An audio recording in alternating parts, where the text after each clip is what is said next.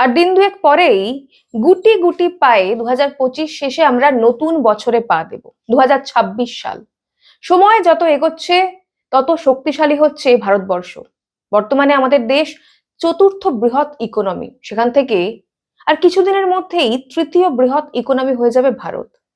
আর ভারত যত এগোচ্ছে তত বেশি ভারতের শত্রুও বাড়ছে। ভারতবর্ষ এখন আর 2.5 ফ্রন্টের সঙ্গে লড়ছে না, ভারতের লড়াই এখন 3.5 ফ্রন্টের সঙ্গে। আজকে সেই নিয়েই কথা বলবো, শেষ পর্যন্ত সঙ্গে থাকবেন। নমস্কার, আমি স্বাতী। মাধ্যম ইউটিউব চ্যানেলের আরো একটি ভিডিওতে আপনাদের স্বাগত জানাই। দেখুন, একটা বৃহৎ দেশ বা ছোট দেশ, প্রত্যেকটা দেশের তাদের নিজের নিজের বেশ কিছু সমস্যা থাকে। কিছু সমস্যা থাকে আভ্যন্তরীণ, কিছু সমস্যা থাকে জিওপলিটিক্যাল, মানে অন্যান্য দেশের সঙ্গে সম্পর্কজনিত বা ব্যবসাজনিত সমস্যা। ছোট দেশ শ্রীলঙ্কা হোক বা সব থেকে শক্তিশালী দেশ আমেরিকা, প্রত্যেকটা দেশেরই নিজের নিজের সমস্যা রয়েছে। ঠিক তেমনি ভারতবর্ষেরও নানা রকম সমস্যা রয়েছে। কিছু সমস্যা ঘরের ভেতরে, কিছু সমস্যা ঘরের বাইরে। যত সময় যাচ্ছে ভারতবর্ষের আধিপত্য যত বাড়ছে, পশ্চিমা বিশ্বের কয়েকটি দেশ ভারতবর্ষের এই আধিপত্যকে মেনে নিতে পারছে না, তাই বাইরে সমস্যা হচ্ছে। সেই সঙ্গে সঙ্গে দেশের মধ্যেও শত্রু বাড়ছে। 1947 সালে দেশ যখন স্বাধীন হয় তখন কংগ্রেসের অপদার্থতায় একটা চিরস্থায়ী শত্রু হয়ে গিয়েছিল পড়শি দেশ পাকিস্তান। কংগ্রেসের আমলে দ্বিজাতি তত্ত্বের যে বিষ বাষ্প বপন করা হয়েছিল, সেই বিষ বাষ্পে আজও ফল ভোগ করছে বা কুফল ভোগ করছে বর্তমান ভারতবাসী। আর এছাড়াও চীনের আগ্রাসী মনোভাবের কারণে স্বাধীনতার কিছু সময় পরপরই ভারতবর্ষের শত্রু হয়ে ওঠে চীন। তৎকালীন কংগ্রেসের নীতি এবং প্রধানমন্ত্রী জওহরলাল নেহেরুর মূর্খতায় পাকিস্তান এবং চীন দুটি শত্রু দেশ, আরো বলা ভালো শত্রু প্রতিবেশী দেশ হয়ে ওঠে ভারতের। এর নেপথ্যে অবশ্য ইংরেজদেরও চক্রান্ত কম ছিল না। ভারতবর্ষকে ভাগ করে একটা পার্মানেন্ট সমস্যা তৈরি করে দিতে চেয়েছিল ইংরেজরা। হয়তোবা বলা যায় ভারতবর্ষের ওপর একটা প্রতিশোধ নিতে চেয়েছিল তারা। আর ভৌগোলিক দিক থেকে ভারতের অবস্থান এমনই যে বর্তমানে ভারতবর্ষ শত্রু দেশ দ্বারা পরিবেষ্টিত। দেখুন, ভারতবর্ষের ভৌগোলিক দিকের একটা সুবিধেও রয়েছে।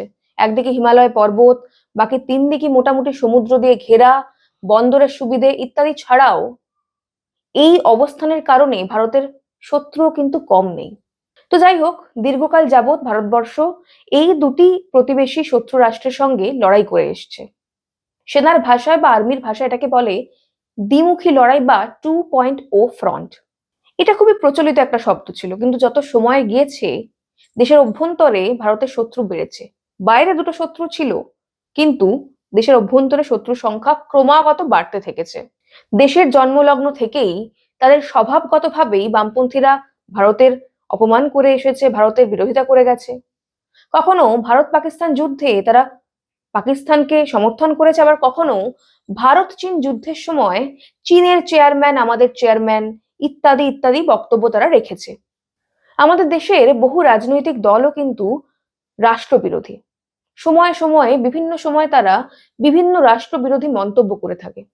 এই আমাদের রাহুল গান্ধীকেই দেখুন না কেন, দেশের বাইরে গিয়ে ক্রমাগত তিনি ভারতের অপমান করেন, ভারতের বিরুদ্ধে বলে থাকেন। সরকারের অপমান করতে করতে বা সরকারের সমালোচনা করতে করতে কখন যে এরা দেশ বিরোধিতা করে ফেলে এরা নিজেরাও বোঝে না, অথবা বুঝেও একই কাজ বারবার করে। পাকিস্তানের সুরে সুর মিলিয়ে রাহুল গান্ধী বালাকোট এয়ার স্ট্রাইকের প্রমাণ চেয়ে বসেছিলেন। মনে হচ্ছিল তার মুখ দিয়ে পাকিস্তানি কোনো মুখপাত্র কথা বলছে। This was not provided to anybody else. There were 4 or 5 people who knew this information. Prime Minister of India, possibly the Defense Minister of India, the Home Minister of India, the Air Force Chief.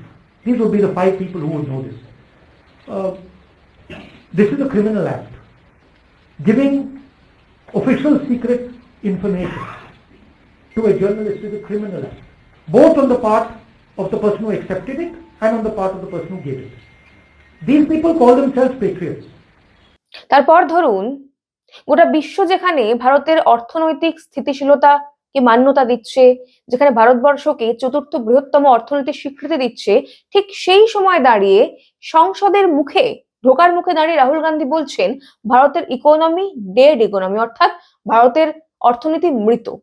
Trump is saying Indian economy is a dead economy. Yes, he's right. I mean, everybody knows this, except the Prime Minister and the Finance Minister. Everybody knows that the Indian economy is a dead economy. I'm glad that President Trump has stated a fact. তারপর ধরুন অনেক রাজনীতিবিদও পাকিস্তানের সমর্থন রয়েছেন, তারা খোলা মঞ্চে প্রকাশ্যে পাকিস্তানের সমর্থন করছেন, এমনকি পাকিস্তানের টিভি চ্যানেলে বসে পাকিস্তানের বক্তা বলছেন ভারতবর্ষ অনেক বড় একটা দেশ, ভারতবর্ষের মধ্যে আমাদের অনেক সিম্পাথাইজার রয়েছে, মমতা বন্দ্যোপাধ্যায় রয়েছে, অরুন্ধতী রয় রয়েছেন, আরো অনেকে রয়েছে। দেখুন সেই ভিডিও।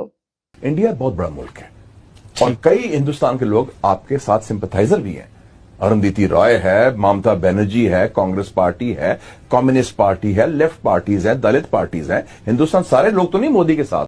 বুঝুন কাণ্ড, পাকিস্তান এবং বাংলাদেশ এরা জেনে ফেলেছে ভারতের মধ্যে তাদের অনেক সমর্থক রয়েছে, এমনকি মুখ্যমন্ত্রী মমতা বন্দ্যোপাধ্যায় নাকি তাদের সমর্থক। সম্প্রতি আমাদের তৃণমূলের সাংসদ সৌগত রায় তিনিও বলেছেন বাংলাদেশিদের ভরসা মুখ্যমন্ত্রী মমতা বন্দ্যোপাধ্যায়। ममता बनर्जी पश्चिम बंगाल का चीफ मिनिस्टर है, लेकिन बांग्लादेश के लोग भी उन पर भरोसा करते हैं कि वो बचाएंगे माइनॉरिटीज। আমাদের মুখ্যমন্ত্রী মমতা বন্দ্যোপাধ্যায় মাঝে মাঝে এমন ভাষায় কথা বলেন, বোঝা যায় না যে আমাদের রাজ্যের মুখ্যমন্ত্রী এই কথা বলছেন নাকি বাংলাদেশের জামাতের হাতের পুতুল অন্তর্বর্তীকালীন সরকারের উপদেষ্টা, প্রধান উপদেষ্টা ইউনূস এই কথা বলছে। दिल्ली केड़े नेबो और दिल्ली केड़े नेबो बांग्लाय आपनारा লড়াই করুন, বাংলা জিতলে দিল্লি কাড়বো এবং বাংলায় আমরা দেশে থাকলে ও দিল্লি কাড়বো ও সরকার পড়ে যাবে ও বাংলাকে বঞ্চিত করতে গিয়ে নিজেরা পেছু উঠবে, করতে বাধ্য বাধ্য বাধ্য। দেখুন তো, বাংলাদেশে বসে যারা সেভেন সিস্টার্সকে আলাদা করার কথা বলছে তার সঙ্গে মুখ্যমন্ত্রীর বক্তব্যের কোনো তফাৎ আছে কিনা। কথা স্পষ্ট করে বলে দিতে চাই, ভারতের যারা সেপারেটিস্ট আছে বাংলাদেশে আমরা তাদেরকে আশ্রয় প্রশ্রয় দিয়ে যে সেভেন সিস্টার রয়েছে সেটাকে বাংলাদেশ থেকে, ভারত থেকে আদতে এই সবটা মিলিয়ে হলো 0.5 ফ্রন্ট। এর মধ্যে ভারতবর্ষের বহু রাজনৈতিক দল, বহু রাজনীতিবিদ, বামপন্থী, চিত্রকার, শিল্পী, ইতিহাসবিদ ইত্যাদি ইত্যাদি লোকজন রয়েছে। এদের সঙ্গে লড়াইটা ভারতবর্ষ বোমা বন্দুক দিয়ে লড়তে পারে না, এদের সঙ্গে লড়াই ছায়ার সঙ্গে যুদ্ধ করার মতন। ওই খানিকটা সুকুমার রায়ের কথায় বলতে গেলে ছায়ার সঙ্গে যুদ্ধ করে গাত্রে হলো ব্যথা। ভারত চীন যুদ্ধের সময় আমাদের দেশে বসে অনেক লোক রাস্তা খুঁড়ে দিয়েছিল যাতে ভারতবর্ষের সেনা, তাদের ট্যাঙ্কার, তাদের প্রয়োজনীয় জিনিসপত্র, খাদ্য সামগ্রী পৌঁছতে না পারে ওই সীমান্ত, অরুণাচল, ওই ডোকালাম সীমান্ত পর্যন্ত। এরা হলো 0.5 ফ্রন্ট, আর ভারতবর্ষকে এই সবটার সঙ্গে এখনো লড়তে হচ্ছে।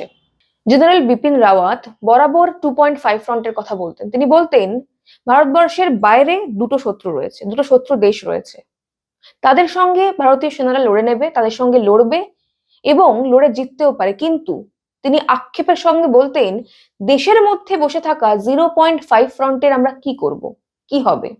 এই 0.5 ফ্রন্ট 2 ফ্রন্টের থেকেও বেশি ক্ষতিকারক। এরা দেশের মধ্যে থাকে, দেশের খায়, দেশের পরে, আর দেশেরই ক্ষতি করে।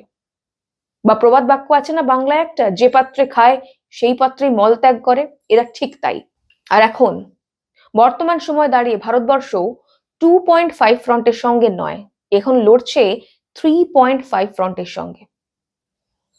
চীনের কথা বলেছি, পাকিস্তানের কথা বলেছি, 0.5 ফ্রন্টের কথা বলেছি। বর্তমানে আরো একটা ফ্রন্ট আমাদের সেনাদের সামনে খুলে গেছে, সেটা হচ্ছে 3 নম্বর ফ্রন্ট, যেটা বাংলাদেশ। 2024 সালে জুলাই আন্দোলনের পর, শেখ হাসিনার পতনের পর পুরো দেশটাই চলে যায় জামাতিদের হাতে। তারপর থেকেই ভারত বিরোধিতা ক্রমে বাড়ছে, সেভেন সিস্টার্সকে নিয়ে হুমকিও দিচ্ছে তারা। দেখুন, বাংলাদেশে সেনা নেই বা বাংলাদেশে সেই রসদ নেই, পরিকাঠামো নেই ভারতবর্ষের ক্ষতি করার বা ভারতবর্ষের সঙ্গে সম্মুখ সমরে নামার, সেটা ভারতীয় সেনাও জানে।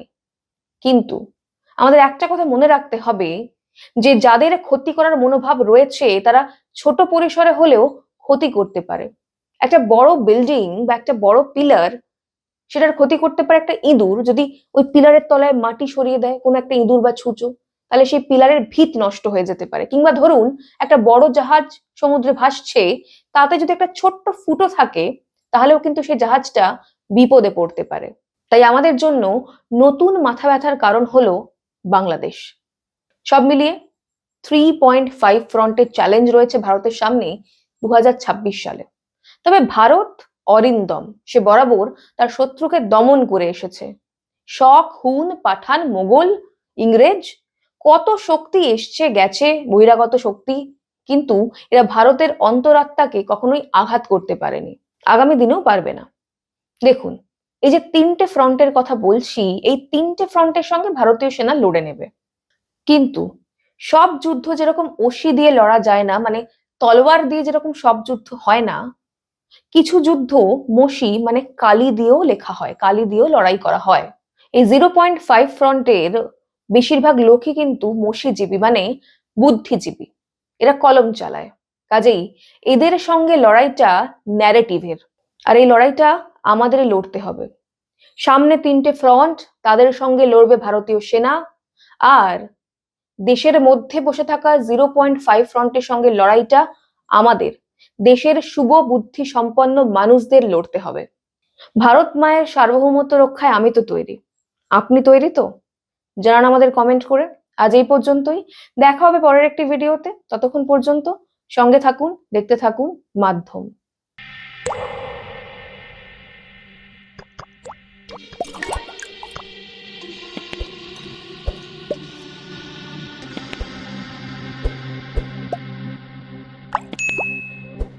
Goa's transformation is more than just development. It's about progress and a brighter future for all. Bridges that unite aspirations, highways that bring communities closer, world-class airports welcoming opportunities. From modern infrastructure to seamless connectivity, Goa is on the fast track to grow. Under the decisive leadership of Prime Minister Narendra Modi and Chief Minister Dr. Pramod Sawant, the double-engine Sarkar is driving Goa towards Vikasit Bharat 2047, a future of prosperity, innovation and limitless possibilities.